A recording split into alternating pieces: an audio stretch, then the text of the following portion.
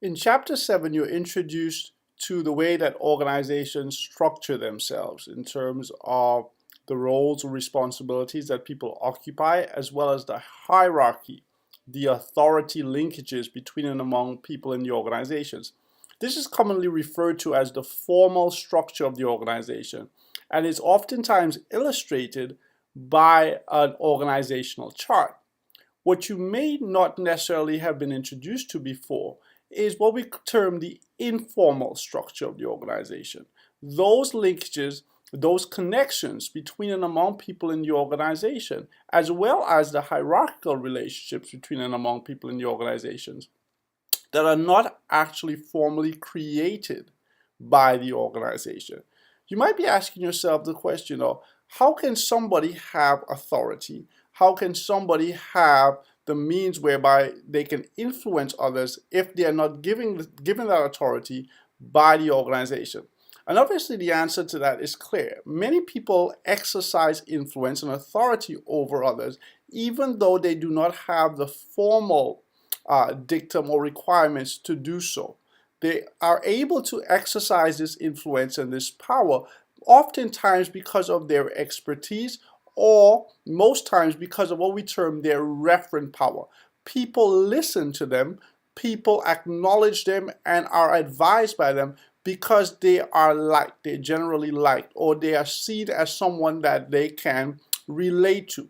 So in an organization, it is often important as a manager to not only identify the formal linkages, who reports to whom, who does what, but also those informal linkages and those informal relationships. Who's friends with whom? Who's having lunch with whom? Who has the air of the leader in the organization? You might have seen this film. It came out recently, I say recently, about a year or so ago, maybe even 2 years, The Butler. And it was speaking, or it covered the story of this African American gentleman who served in as a butler during the presidency of many of our recent presidents. And in the film, it demonstrated how this person, who lacked any type of formal authority or power whatsoever, in the formal hierarchy, this person was pretty much at the lowest level. This individual, though, had the ability to interact with these leaders simply because of their informal position. This was somebody that the leaders trusted. This was somebody that the leaders wanted to listen to. They thought that that person had an appreciation of the situation. And so if you ignored that person's informal power, you would have ignored their ability to communicate and to influence leadership in critical situations. The same thing goes for businesses, okay? Oftentimes we think, hey, we've got to go to the person who's designated and who's identified as that individual who occupies that formal space or that formal leadership position. And oftentimes that is true. In order to get things done, we have to use the formal chain of command. We have to use the formal organizational chart. But in certain instances, it is also important, it's also critical for us to understand who occupies the spaces of informal authority, especially if we're trying to get certain decisions or we're trying to communicate certain decisions that may not be seen as favorable. Understanding who is in control in terms of the informal authority allows us to get access to who we consider to be the gatekeepers. Those individuals that if we are able to influence, we're able to convince, can then bring others to our side. And so that's why it's critical for us to understand that. Not only is it important for us to use or to appreciate informal structures to help us in terms of influence, but we must also recognize that informal structures can be the foundation or the basis for future formal structuring.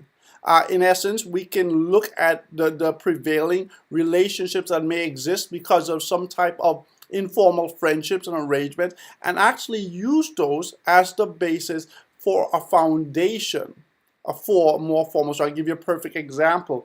At the university right now, there are a few of us who are informally very passionate about the concept of social responsibility and sustainability. We are using that platform and that initial friendship and that informal committee that we found, if you will, to go to the authorities and try to formalize ourselves, try to become an actual formal university committee that will be charged with specific responsibilities and be given the formal authority by the university. So here is a formal structure that can come about because of informal participation and partnership. Very same thing can happen in many business organizations. Here are people that have lunch together, that may work out together, and find common interests that can then be leveraged for the betterment of the actual organization.